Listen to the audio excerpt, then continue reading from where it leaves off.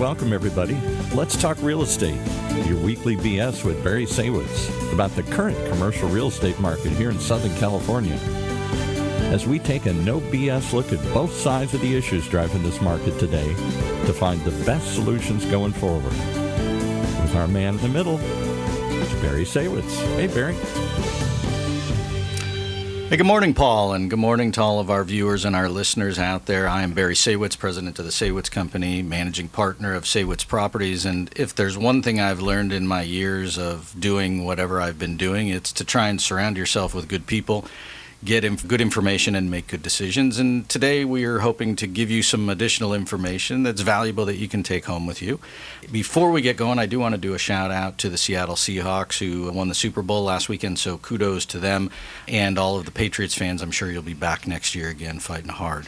And regardless of which halftime show you watched, I'm sure you enjoyed the afternoon. For those folks on the East Coast that are still in the deep freeze, from all of us here in Southern California where it's warm and nice, we're sorry that you're dealing with that. But regardless, I want to welcome our guest today, Casey McKeon, the mayor of the city of Huntington Beach, the great city of Huntington Beach, and also a real estate developer, entrepreneur as well. Casey, welcome to the show. Thank you so much. Glad to be here. Yeah, so we appreciate you coming on. Yeah. And I know you had a long ride over from Huntington Beach. Yes. And I'm glad to have you on the show. Number one, congratulations on the appointment as mayor. And, Thank you. And I guess I'll say, as someone who owns property in the city of Huntington Beach, thank you and your staff for everything that you guys do to make the city a better place. No, thank you so much. We're very proud of it. A lot of hard work these last 3 years, but we've delivered some results I know we'll get into. And just excited to be here. Huntington Beach, long history, great reputation, great place to live and work. Before we talk about the city, I kind of want to rewind because you have an interesting past, and I guess I want to go back to the beginning. You studied at USC. Yes. And when you got out of school, did you always want to be in real estate, or what got you into real estate in the first place? Yeah, great question. I graduated in 2002 and was in the Marshall School of Business and with a co-major of finance and real estate development. And then that was right after 9/11, so the job market was not great when I graduated. So I'm going working at Northwestern Mutual, selling life insurance as a 22-year-old, which was not fun. Cold calling. Yeah, did not like it. And then ended up meeting some family friends of my parents who were real estate developers and really was drawn to that. And then I worked at my family's business for about a year. We owned the Beef Palace Butcher Shop in Huntington Beach. It's been there since 1970. Yeah.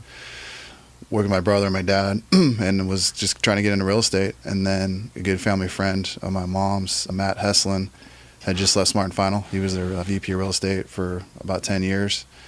And then in 2003, went to the dark side of development. And then I started hitting him up for a job in about 2005 and then started working with him in 2006. And here we are, still working together. One of his business partners, there's three of us. And it's been a great ride. So I've been in, I'd say, commercial real estate since about end of 2006. And then you saw the run up and then you saw the recession and survived it. And then run up again and then COVID and all kinds of fun stuff. And so on the real estate side of things, the forte of what you guys really specialize in is the retail sector. Yeah, no, again, I've always been running acquisitions, now more so entitlements, but on the acquisition side, to your point, in 2007, I had a few deals right away, and I'm like, God, this is great. What an industry. And then and then boom, it's gone. Like it went from everything's rosy, couldn't be better, to I don't even know what I'm doing. I just remember having a meeting, going in Matt's office and just seeing the stock market just tank, and he's buckle up. And then I think from 2008 to 12, just grinding it out. We did a Walgreens deal in Downey. It was funny. They were at the ICSC convention, our big convention in Vegas, and I dug up a deal, and Walgreens had not a signed lease, but they had a approved deal at real estate committee in 2009, and we went to them and we tried to rework the deal. They're like, if you change any terms, the deal's dead. And so we're like, okay. And so did that, ended up doing that deal, tore down some old vacant buildings, did a Walgreens drive-through pharmacy, basically saved our company for another 2-3 years to 12, and then really started getting back into it. And then I started buying existing shopping centers that were dilapidated or run down and then fixed them up. We did a big one in Oceanside.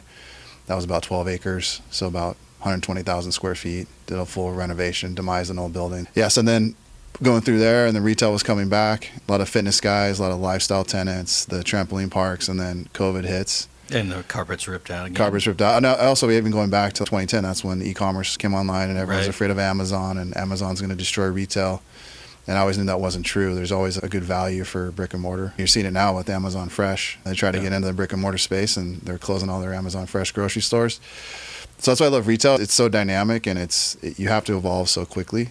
It's a very exciting asset class in commercial real estate. It's not for the faint of heart. It's always changing. So it's been fun to look back on my career now and go through the crashes, go through COVID, go through online, and now see all the tenants that have adapted and survived and come out stronger in all the different classes. So it's been a really fun career, and it's never a dull moment. No, I feel like it's more of a roller coaster than office. You know what it is. It's either good or it's okay, or it's after COVID. It's struggled. But with retail, it really is ebbs and flows, and it really is about, I think, relationships and then being creative, because there's always an evolution of what the next thing is. For sure. And it's very interesting to see, like the hybrids, like you have the Warby Parkers of the world, glasses that were just online, and now they're coming into physical space. And then you've got medical tenants going into shopping centers. And so you're finding all these amazing ways to reposition assets. Our Oceanside Center, we had a 47,000 square foot, I think it was a grocery store way back in the day, and then there was an indoor swap meet, and we couldn't get a grocery store to land there because it was in between two others that were competing too hard. So we ended up putting in a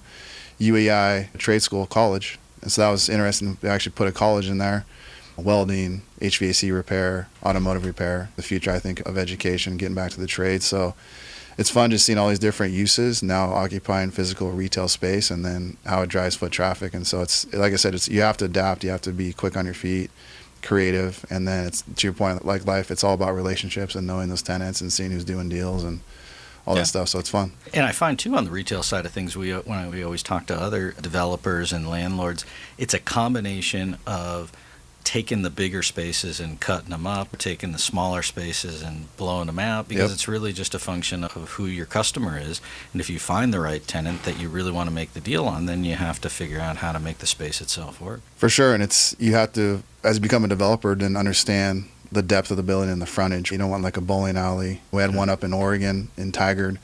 Same thing, old Albertsons that went to, I forget the name of that. Anyways, it ended up going vacant, so we tried to backfill it, and then Trader Joe's came to the table, but they're not that big. So we actually had to demise it, where we created like an alleyway kind of behind the rear of the building. It was more like an entry point for the adjacent tenant too, and that was a Planet Fitness. So you have to get They didn't need the frontage. They needed the frontage, but they could take the depth. So you have to get creative. And when we look at assets we're going to purchase, it's depth and frontage is a big deal. And then the tenant and the ceiling heights. There's interesting groups out there called like roof lifters, where if the ceiling's too low, they'll actually pop it up because you have a tenant that wants the space, but the roof's too low, especially gyms and things like that. It's fascinating, all the different kind of vendors you can use to make an existing building work. Because most 9 times out of 10, an existing building is going to be way cheaper than going ground up if you can retrofit it. So I want to come back to the real estate stuff, but I want to go back to your career. So so you're in real estate, you're doing it, you're living the ebbs and flows. At what point in time did you decide, hey, maybe I want to get into politics? Like, was there an epiphany moment, or did you trip over it, or how did it go? Yeah, great question. The short answer is never really thought about it necessarily. I would always yell at the TV, at the news. So my wife, she gave me a little encouragement. But no, just growing up, I'm a 3rd generation Huntington Beach resident. My parents were always big on having like local candidates for city council come to their house and have, we call them meet and greets, campaign events. And so they always would emphasize to me how important the local offices, because those people actually affect your life more than any national politics would. But a lot of people don't realize that. They think they get overwhelmed by the national politics, and they don't focus on who's on your school board, who's on your city council. These people actually will affect your day-to-day life. They can affect your quality of life, the crime in your city, public safety, public works, infrastructure, those things. So I always had an interest in it. And then in 2020, COVID happened, and there was a bunch of chaos around those times, especially in Huntington Beach. And the mayor at the time, Lynn Sameta, who's a good friend of my mom, was asking me to run for council because we didn't really have any good, strong, like local conservative candidates that were stepping up. And at that point, my wife had just gone through her cancer treatment. She had lymphoma, Hodgkin's, and got through that. And we're just getting ready to start a family. So I was like, I don't think this is the right time. And then to my wife, all the credit, she's like, yeah, but the mayor's asking you to do it, and you always had an interest, you should do it. And so I did, and jumped in with, back then, if you remember, Tito Ortiz, and then Gracie Vandermark, who I'm on council with now. She was our mayor 2 years ago. And yeah, just hit the ground running, changed my life for the better, met so many people, got back into church, just really got immersed in my community. Did not win in 20, got 7th out of 15, top 3 made it. Tito got 1st, and then Gracie got 4th, and then her and I just kept going and figured out how to campaign. It's so overwhelming. It's very complex, and rules and regulations with how you receive money and spend it and all those things, and no one's really there to help you. We're changing that to give people a kind of a tutorial and a guidebook to really, you want to encourage people to, especially like myself, like people in the private sector, right?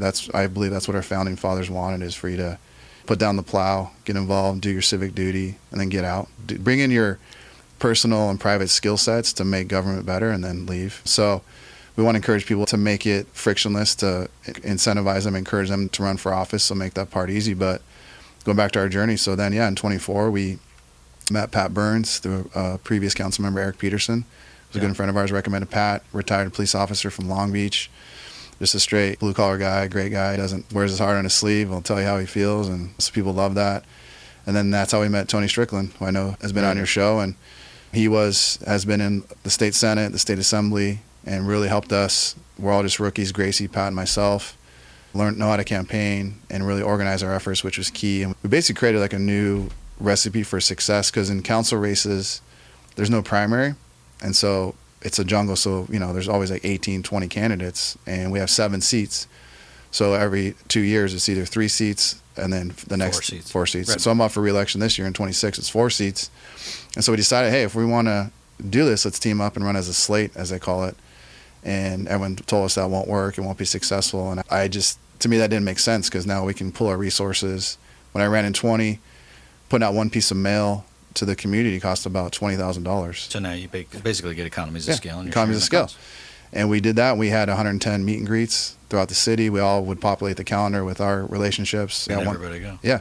And election night, I'll never forget Gracie. She's funny. She's been through so many hurdles in life and battles that she's overcome, that she's just very guarded. I don't know if we're going to win. And in my heart, I'm like, no one outworked us. I believe in hard work pays off. And I was happy that night. And sure enough, the results came in, and us 4 got more votes combined than the other 18 candidates did total. Yeah, so it did work. It did work by a lot. Yeah, and I find, too, that then it's not every person for themselves, and so then you get on this council and everybody's got their own opinions, right. Everybody's got their own views. While everybody certainly has their own opinion, at least you have a consensus of, we're running on a common theme. Yep. So there's not this, fragmented board where everybody's coming in and trying to do their own thing. Yeah, exactly. And also, I love what Newt Gingrich had done, contract with America. So we did our contract with the voters of Huntington Beach, and we had a huge event at the pier with our contract. The 4 things we wanted to do, it was unleash Michael Gates to push back, I know we'll talk about it, against the state's mandates, especially like housing mandates. We had make crime illegal again, roll out the red carpet for businesses and cut the red tape at City Hall. And we put that all up on us. And then our 90-day plan to combat homelessness. Then we had a huge event at the pier. We all signed it and put out a mailer with it with our signatures on it. And I love that, because then people elect you. And now as we're implementing those things, we accomplished all those within the first year. I know we'll talk about it, but when people would argue, I'm like, but we told you what we're going to do. We signed it. And then we did it. And we did it. So you can't fault me for it, but also it holds you accountable. So I love that. So I love putting things on paper. And to your point, and we all ran on messages, and we all bring different skill sets. And so people know when they're going to vote for us, we're like-minded. We all bring different talents to the table, but we're all in agreement on the issues we want to solve. Yeah, I think it's great. And again, thank you and the other council members for everything you guys are doing. Let's dig in and talk about the city. When we've had previous mayors of the city, and we've had mayors of plenty of other cities on the show, what are the important things that you're dealing with? Certainly homeless is, I guess we start with that, right? That's an issue all over the board. And then the question is, okay, it's an issue, but what am I proactively trying to do about it? And I can't make it go away completely. I'm just trying to address the issue as best I can. Yeah, so we just released our strategic plan update. So when we got elected in 22, and then that January of 23, with our other council members at that time as well, we adopted a strategic plan. So 5-year goal of what we want to accomplish. Homelessness was the biggest issue back then. So that was one of them. Public safety crime. Basically, our entire contract with other things for infrastructure. And so we really cranked on it, and we just gave the update now 3 years later. And in our first 3 years in office, we've achieved the greatest homeless reduction numbers in the history of our city. And I'm really proud of that. Combination of talking with our police chief, he's just be consistent, don't move the goalposts, give us direction, back us up. And we have all the resources in place. We have the navigation center. which is a homeless shelter, but it's more of a navigation center where people get help, but then you navigate through the county services. And so the last 3 years, we got more people off the street through the navigation center in a permanent supportive housing and employment than any time in our city's history. And also the chief was like, we've had these ordinances we've been trying to pass for 7 years, but previous councils, whenever there was some objection, they wouldn't do it, or they'd get weak need. I'm like, what are they?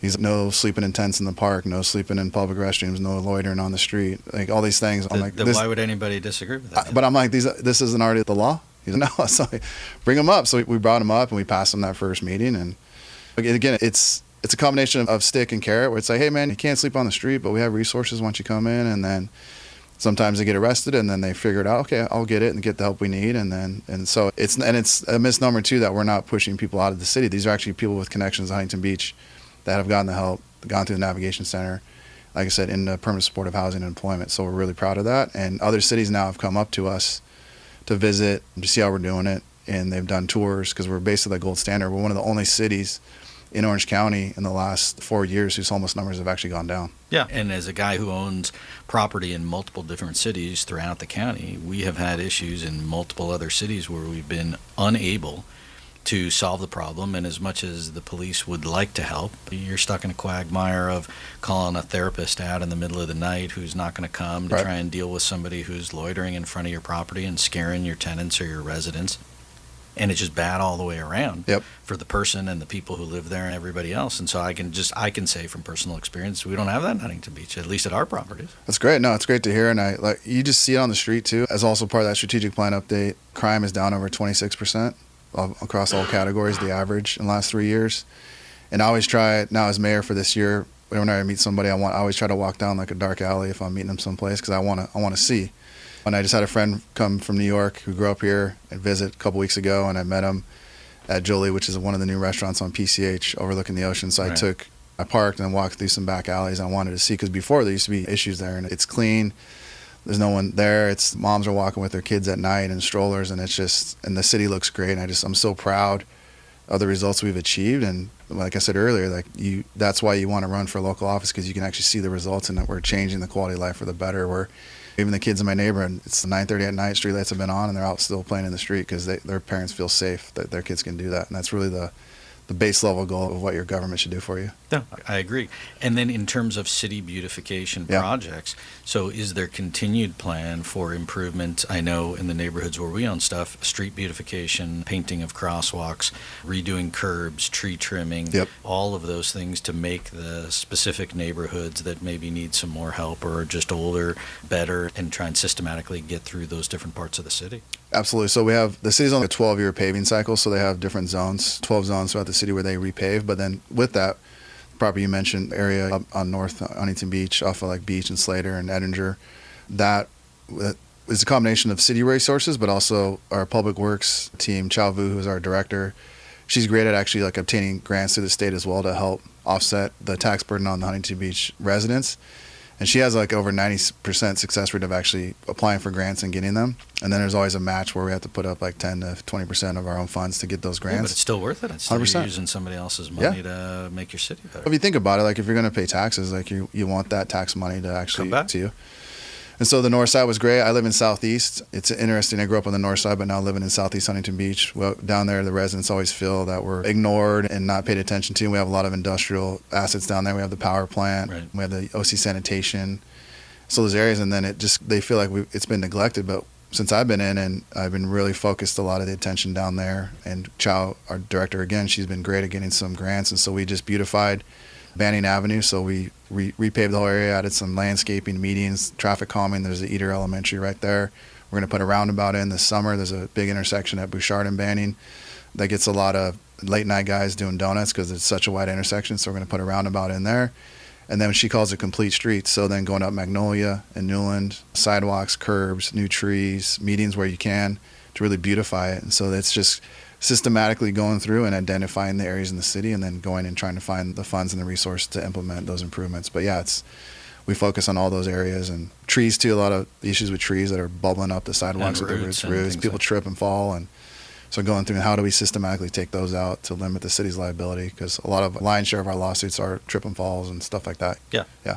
So that was the other thing, too, I was going to ask is I know in other cities, like Costa Mesa, like Anaheim, they have beefed up their code enforcement recently to be able to try and help, again, beautify the neighborhood so that if there are property owners who have paint just fallen off the building or their own trees that are overgrown or fences falling down or graffiti or gates that are broken, they're going through and basically citing those owners and saying, hey, look, you got to do basically the minimum to make your place look respectable. Absolutely. And are you guys also doing that? Definitely. Jimmy, who runs our code enforcement department, he's amazing. I talk to him often. Because what's great about being on council is I get all the residents' emails, and so they all come to me, and I, as a developer, I was just talking with my partner Matt about this. He's like, what's it like being on council as the mayor? I'm like, as a developer, we're working on so many projects and so many balls in the air, so being on council, it's just weaving that in as another big project for me.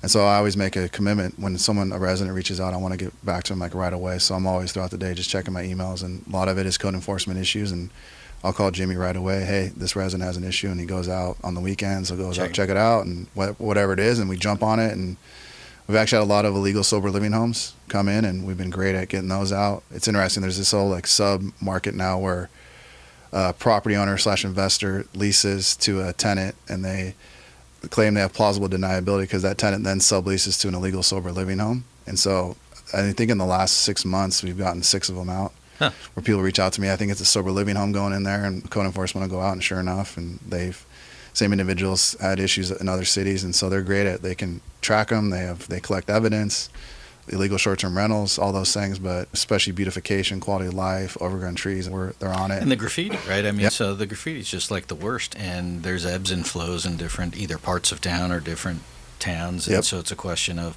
jumping on that, and some cities are very proactive in terms of dealing with it and trying to address it, and that gets back to the crime and the safety too, I think. Yeah, Rudy Giuliani, like the broken window theory, so graffiti happens, you jump on it immediately. Yeah. Cover it up immediately, fix it immediately, so that just dissuade and discourage someone from doing it.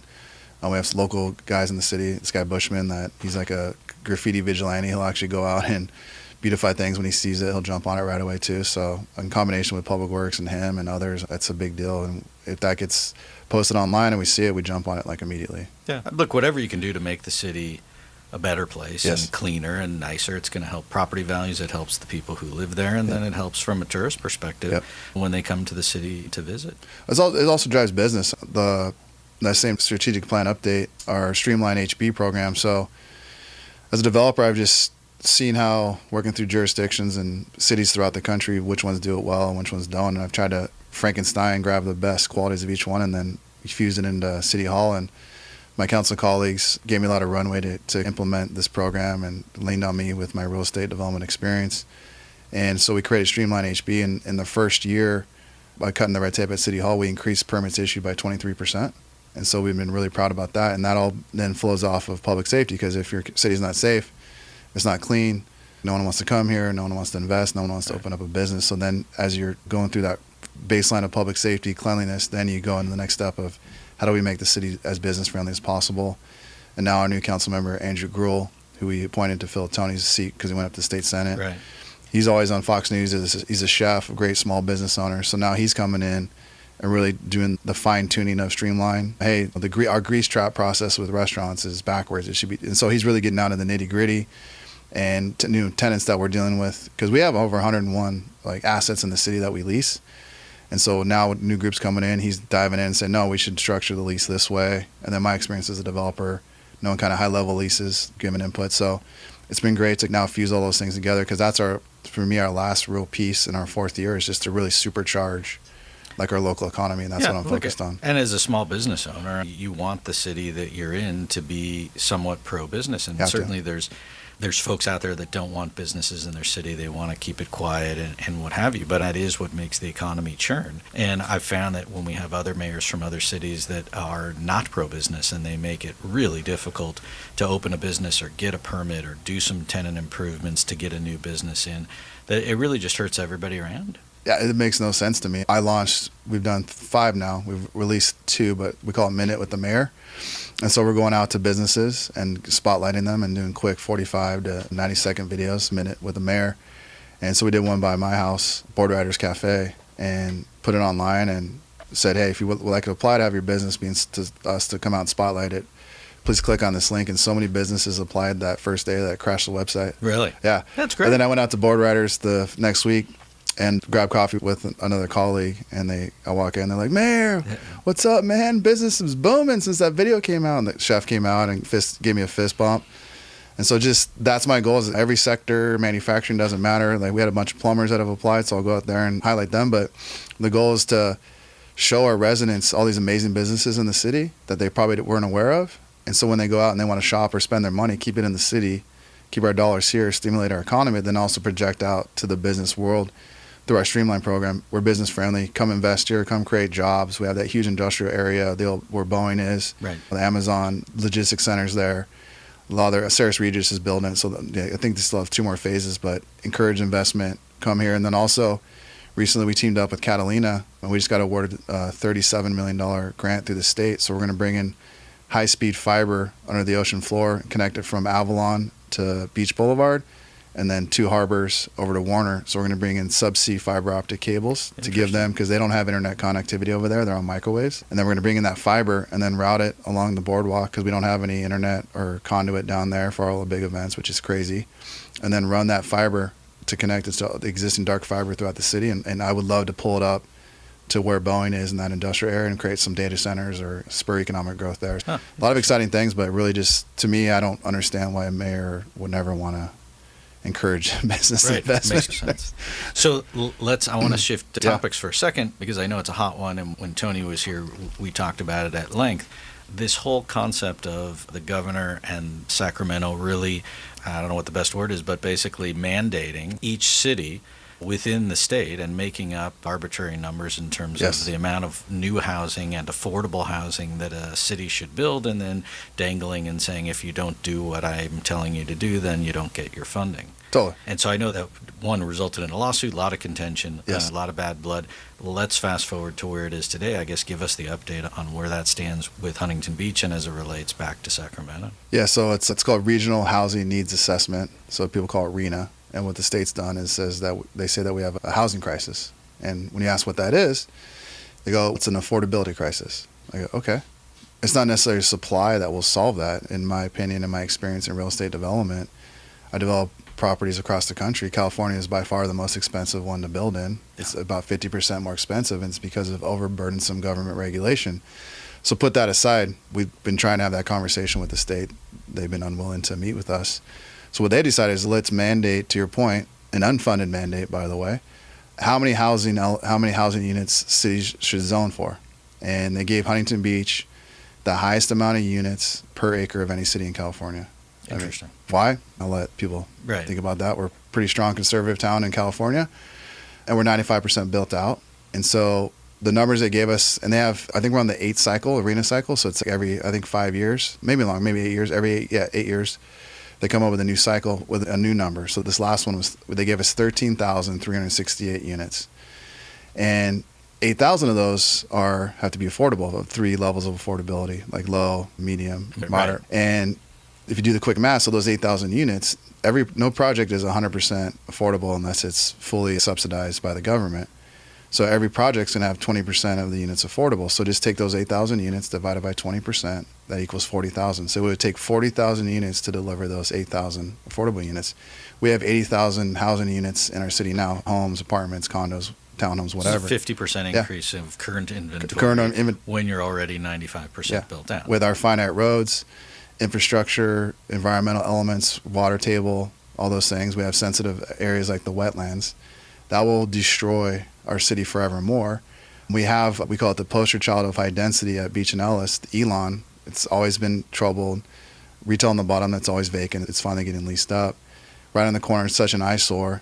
To deliver those 40,000 units, it would take 145 more of those Elon buildings in our city. And impossible to get there or anywhere close to there, period, but certainly without going up. And then you also have this issue where you're close to the beach, and so you're not going to build up along the beach and become Miami Beach. Exactly. And then Tony, now who's in the state Senate, we just sponsored a bill he's bringing forward where right now there's no mechanism to challenge these numbers. And the California State Auditor 2 years ago now came out and said the methodology the state's using to come up with these numbers is fraudulent. Like, it's not based on any science, and we can't find their reasoning and logic to do so. Tony, as our state senator now, he's authored a bill to now allow a mechanism for cities to protest these numbers and then get and talk about it and adjudicate it and be like, hey, these numbers aren't fair, here's why. And then also the solution is to meet with cities individually, because we're all unique, we all have different characteristics, topography, landscape, and like I said, our environmental elements, where we can deliver homes, but meet with those cities and, hey, can you guys put forward your own? It's called a housing element. So they want to see all the areas, put forward your own. That's what we've been trying to do.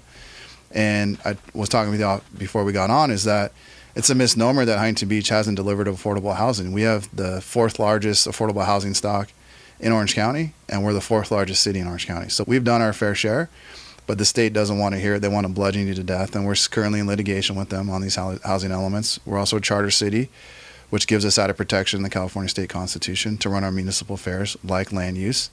And if the state wants its way, what they're going to do is just micromanage how every city's zoned from Sacramento.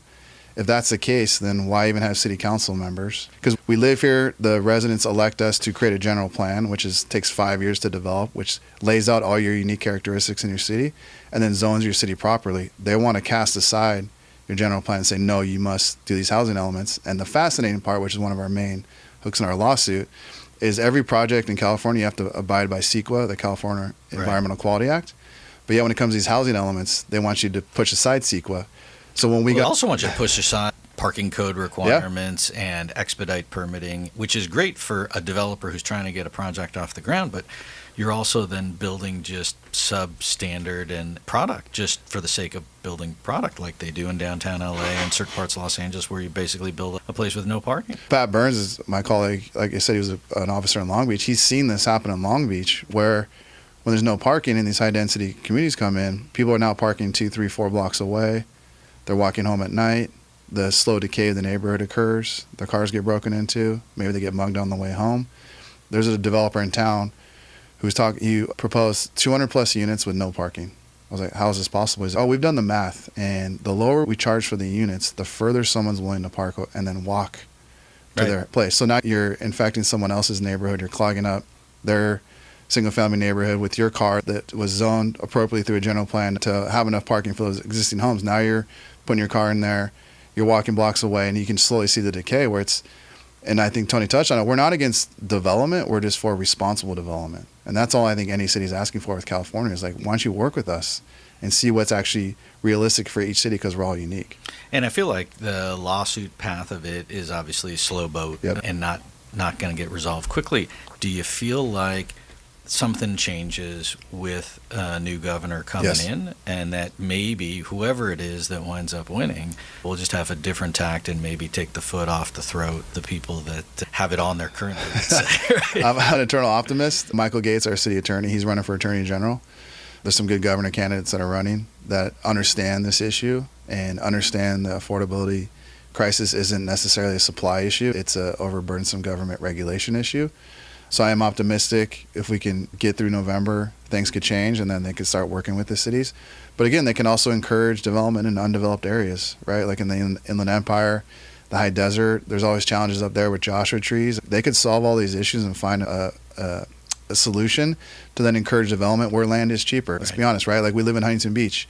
I always tell residents that might object to what we're doing. It's, I don't know how you build affordable housing in a coastal city in Orange County on the Pacific Ocean that's 95% built out. Like you have to go up. Where in other areas where land is cheaper, you can bring down the cost and remove some of these burdensome regulations, and then the end product is cheaper. And if the goal really is to provide affordable housing for people, then you ought to look for ways to do that as opposed to just sticking it to certain cities or areas and the same as somebody else where it really doesn't apply. And we're at a lot of seminars with other leaders, representatives from cities, mayors and council members, and everyone they're so frustrated, they're scrambling, they can't meet these housing element needs, and they don't know what to do. We're fortunate that we have an elected city attorney who's on a fixed budget, so a lot of times our litigation is cheaper because we use them in-house. sometimes we have to go outside and bring in some specific attorneys that have a skill set that we might need on an appeal or something like that. So we have that advantage of having an elected attorney that helps us. A lot of them wish they could fight with us. They just can't afford to do. And they're afraid of what the state's going to do. And we've never been that way. We're always that scrappy little beach town going through our history. Found out when we first put in the railroad back in the early 1900s, Santa Ana was trying to take the route and we ended up getting it. And so we had this, it's in our DNA to be a scrappy little beach town. And so we're going to fight. It's local control. When you think about it, I know you're in real estate, but we're just fighting for local control to obviously abide by state law, but our residents elect us to run their city, so we should be able to do, especially in all the municipal functions like land use. And do you find that your constituents are behind you in that, or are you getting flack for speaking up? They're definitely behind us. I know the people that come to give us flack don't represent, in my opinion, the majority of the city who elected us. And they think that we're wasting money on lawsuits. They think it's a waste of time. And my argument is, look, if we're going to spend $500,000 in legal fees to fight to stay down these housing elements, to me, that's worth the investment, because to not fight, what does that cost look like? What is that number to put in 145 more of those high-density buildings in our city that will destroy? It's peanuts, right? It's peanuts, yeah. But what does that cost? And, that's a good point. I'm like, so this is an investment to fight and to see if we can win. And it's an uphill battle. We're fighting the state in a state court with a state-appointed judge under the state seal of California. But as you mentioned, things could change. We could get a new governor. We could get a new attorney general. We could get someone that's willing to get in there and work with us. And so if you don't fight, you automatically lose. And I think that whatever that cost number is, it's worth the investment to protect our city, our suburban beach town. Yeah. And we'll all keep our fingers crossed for someone in Sacramento that is at the helm that is somewhat reasonable for sure going forward. Yeah. I want to talk, we only got a couple of minutes left, but I want to go back to the real estate side of things. We'll leave the city roads. We could go all day on different stuff. But on the real estate side of things, which ultimately really I think affects the city and the economy as a whole, I'm curious your thoughts in terms of the economy in general. People talk about interest rates coming down. Yeah. You got a new Fed chair coming in at some point. Do you believe that interest rates will come down significantly? And then does that really do anything on the real estate side of things for development, for construction loans, for permanent financing? Or is that really not going to move the needle from where we're at? I'm curious your thoughts. Yeah, no, I think it's a fascinating time. Actually, I do really appreciate and enjoy what Trump's doing on the economy side. I love the tariff strategy. To me, it always makes sense. I always get frustrated when our presidents, we hold all the cards, but we don't use them. Biggest economy in the world. You want to do business here, they tariff us, but we can't tariff them. And to me, that never made sense. So I love that onshoring now of the trillions of investment coming back into the country, back into manufacturing, tech, chip manufacturing, all those things. I think you're going to see that this year.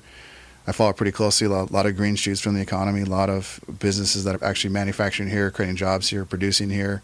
I think now, the previous administration through Biden, printing more money than I think in the history of the world. So, of course, that's going to lead to massive inflation, which it did. And Trump's been great at getting that back in line with Scott Bessent, the Treasury Secretary.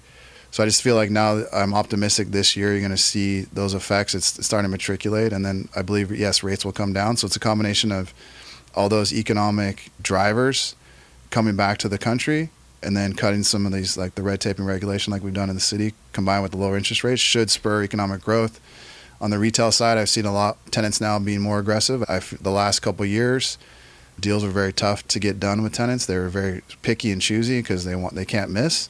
Where now there's definitely an energy out there on the retail side with tenants that want to grow. They want to grow, and they need to grow. And so I am seeing that just from a vibe check, or just the energy I'm seeing through the brokers I talk to. There's definitely that energy, and people are more active. And I think it's a combination of all those things. And I feel like as a business owner, look, I want to grow the business. Yeah. And then if I grow the business, my employees and my staff are going to grow as it grows. And then your customers are going to grow along with you. And it fuels the economy, right? So if the economy is doing well and businesses are growing and employers are hiring people, to me, it's just common sense too. And you'll start seeing people get their tax cuts from the big, beautiful bill that was passed, no tax on tips. So I'm starting to see online people getting double the refund check they did before. And that's all, more disposable income, people keeping their dollars more, and they're going to go out and spend it, right, and invest. And so I just really feel you're going to see that this year. And there's a lot of noise out there. I get it. But I just think the fundamental, having the businessman in charge, and especially Scott Bessent, that guy's I think a total stud, totally gets it. So you're going to see all this, I just think, economic growth, and it's just going to make everyone's quality of life increase, I believe. Yeah, no, I couldn't agree more. Paul's waving at me. We're out of time, and he's got stuff he's got to do today. And I know you and I both do, too. And so I appreciate you coming on and talking about yourself and the economy and the real estate market and the city, all the above. We could go all day. But I do appreciate, again, your thoughts and input and all the hard work and the good work that you guys are doing. Thank you so much. In the city of Huntington Beach. And much continued success to you and your family and your business. Thank you. And we'll love to have you back on next time. We're going to have Tony on in a couple of weeks. So Nice. we'll get an update from Sacramento. Perfect. Yeah, it'd be great now that he's up in the machine there, the swamp. He can give you some good insight. Different perspective. Oh, yeah. So good. Again, Casey McKeon, City of Huntington Beach, McKeon Development, thank you for coming on the show. Again, I'm Barry Saywitz, in case you forgot or weren't listening in or paying attention. But we will be here next week talking more real estate. Thanks again to everybody here at OC Talk Radio for helping us put this on. And we'll see you again soon. Thank you.